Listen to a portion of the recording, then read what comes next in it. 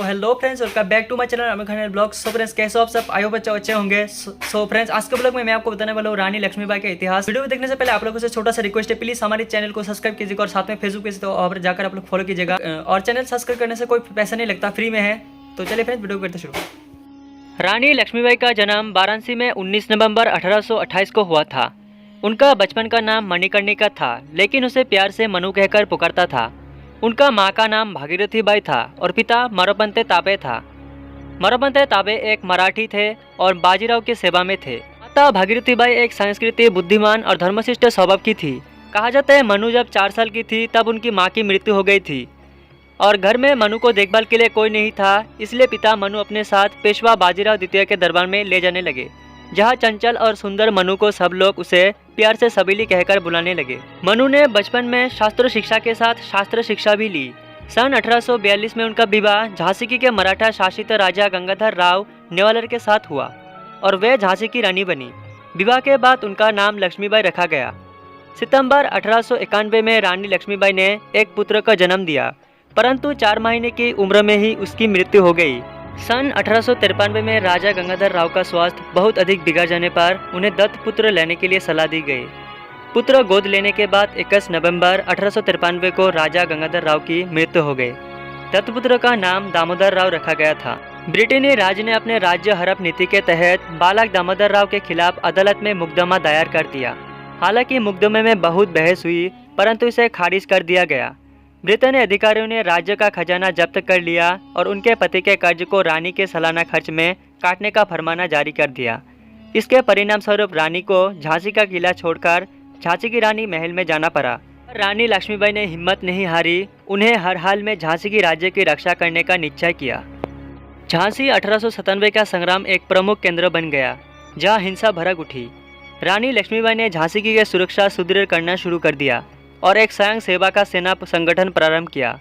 इस सेना में महिलाओं की भर्ती की गई और उन्हें युद्ध का प्रशिक्षण दिया गया। साधारण जनता ने इस संग्राम में सहायक किया। झलकरी बाई, जो रानी लक्ष्मीबाई की हमशक्ल थी, उसने अपनी सेना में प्रमुख स्थान दिया। सन 1897 के सितंबर तथा अक्टूबर के महीने में पड़ोसी राज्य ओरछा तथा दतिया के राजाओं ने झांसी पर आक्रमण कर दिया। रानी ने सफलतापूर्वक से इसे विफल कर दिया।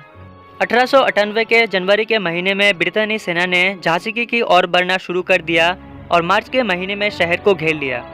2 हफ्ते की लड़ाई के बाद ब्रिटेनी सेना ने शहर पर कब्जा कर लिया, परंतु दामोदर राव के साथ अंग्रेजों से बचकर भागकर निकलने में रानी सफलता हो गई। रानी झांसी से भागकर कालपी पहुंची और ताप्ता टोपी से मिली। ताप्ता टोपे और रानी के संयुक्त सेनाओं के ग्वालियर के विद्रोह सैनिकों की मदद से ग्वालियर के एक किले पर कब्जा कर लिया। बाजीराव प्रथम के वंशज अली बहादुर द्वितीय ने भी रानी लक्ष्मीबाई का साथ दिया और रानी लक्ष्मीबाई ने भी उन्हें राखी भेजी थी, इसलिए वो भी युद्ध में शामिल हुई।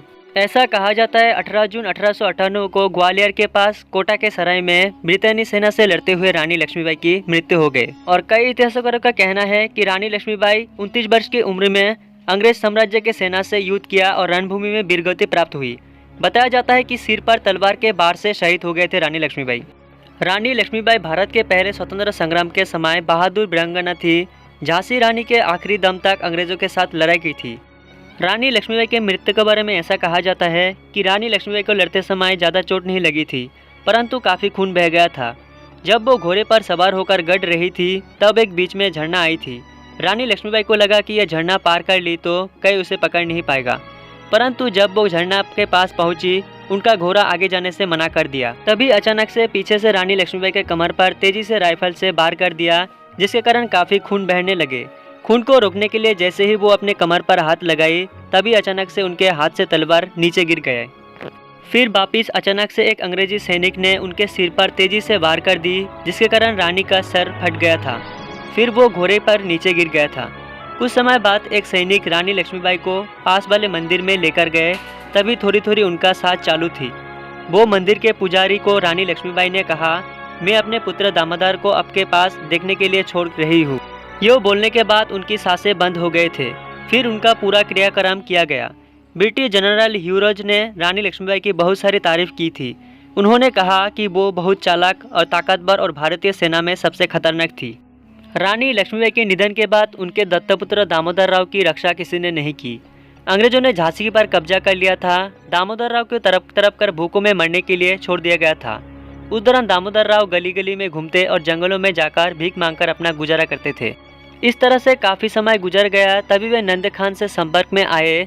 नंद खान ने एक अंग्रेज के अधिकारी मिस्टर फ्लिंक से मिलवाया।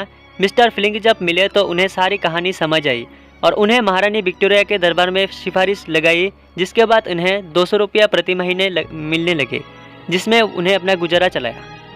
तो फ्रेंड्स, आई होप आपको रानी लक्ष्मीबाई के इतिहास के बारे में जानकर आपको अच्छा लगा। तो फ्रेंड्स, अगर वीडियो अच्छा लगा तो प्लीज़ लाइक, शेयर और सब्सक्राइब जरूर करना, और साथ में फेसबुक पे से तो वहाँ पर जाकर आप लोग फॉलो करना। सो आज के लिए इतना ही, मिलते भी नेक्स्ट ब्लॉग में, और तब तक के लिए ख्याल रखें अपना।